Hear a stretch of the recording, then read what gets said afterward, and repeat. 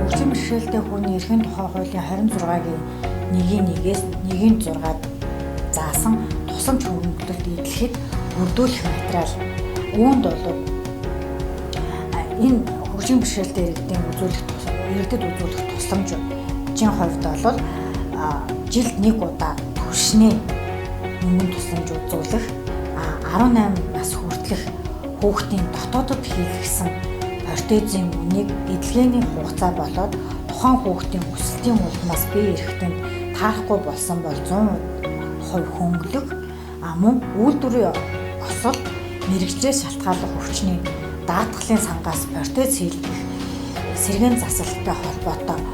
хөнгөлөлт авах эрх үүсээгүй хөгжлийн бэрхшээлтэй иргэний хувьд дотооддоо хийлгэсэн протезийн үнийг 3 жилд 1 удаа олгох ийм эрх үүсдэг байнамаа. Мөн түнчлэн 18 хүртэлх насны хүүхдийн үйлдвэрийн осол мэргэжлээс шалтгааллах өвчний улмаас даатгалын сангаас хөнгөлөлт эдлэх эрх үүсээгүй тохиолдолд дотооддоо хийлгэсэн болон худалдан авсан оператив тэрэгцэр зэрэг тусгай хэрэгслийн үнийг 3 жилд 1 удаа 100% төлдөг. Мөн түнчлэн хөгжлийн бэрхшээлтэй иргэн болоод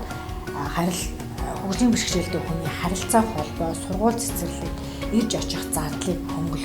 хөнгөлдөг байгаа. Энэ хөнгөлөлтийг эдлэхдээ харьяа нийгмийн халамжийн хэлтэст өргөдөл хүсэлтэд гаргахаас гадна хөгжлийн бэрхшээлтэй иргэн болоод хөгжлийн бэрхшээлтэй хүн хөдөлмөрийн чадвараа алдсан